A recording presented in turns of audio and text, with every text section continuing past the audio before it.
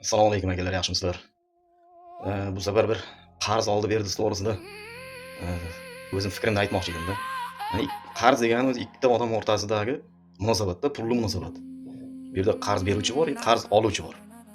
Endi men bitta narsani aytmoqchiman. Qarz beruvchi siz, masalan, qarz beruvchisiz. U tanishingiz qarz oluvchi. Siz oldingizga kelyapti, qarz olib so'rab keldi. U hozir sizning oldingizda ikkinchi darajali odam. Siz uning oldida birinchi darajasiz, chunki uning ishi sizga tushib turibdi. Unga siz ko'ngil bo'shliq qilasizmi, nima deydi, insongarchilik yuzasidanmi, pulni berib yuborasiz, berasiz. Pulni o'sha so'ragan pulni berganingizdan keyin bo'ldi, siz u odam oldida siz ikkinchi darajaga tushdingiz. U odam sizdan birinchi darajaga chiqdi. Endi siz o'sha vaqt keladi, aytilgan muddat 2 oymi, 3 oymi, 6 oymi aytilgan muddat keladi. Endi siz undan pul so'raysiz. U sizdan so'ramaydi. U sizdan qochadi naborat. Va undan siz pul so'raysiz. O'sha vaqtida olgan qarzni so'ra deysiz. Va nima qilasiz? Bermaydi. U tabiiy holat. U qarz u bizda shunaqa nima ekan, odat deydimi? Qarz hech qachon vaqtida berilmaydi, aytilgan muddatda berilmas ekan. Bu narsani men juda nima deydi, haligi tushunib yetdim. Xulosam shunday bo'ldi. Birovga qarz berdingmi, aytilgan muddatda hech qachon qaytarilmas ekan. Men shu narsani bildim. Endi siz kutasiz. Ya'ni qachon berishini, mayli deydi, bir oydan keyin kel deydi, keyinroq beraman deydi, pul to'plasam deydi. Keyin u odamga siz yalinishga tushasiz.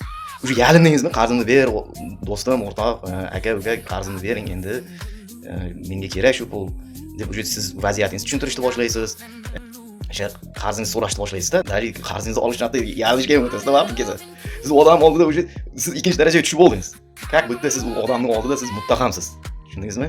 O'shaning uchun qarz oldi-berdi munosabatida juda nima bitta narsani bitta maslahatim, mana qarz so'rab kelsa birov, sen qurbingiz yetgancha, masalan, birov 50 ming, birov 100 ming, birov 200 ming. Pulni shunday berib yuboring, bo'ldi, undan voz keching, tamom. Как nima deydi, ehson sifatida. Mana jo'ra, o'rtoq, mana shu senga 200 ming pul yo 100 ming pul. Bo'ldi, ana shuni ishlatib turgin, men qo'limdan kelgani shu. Dengda o'sha o'zingizning yurakdan chiqqan pulni berib yuboring, 50 mingmi, 100 mingmi beringda qo'liga.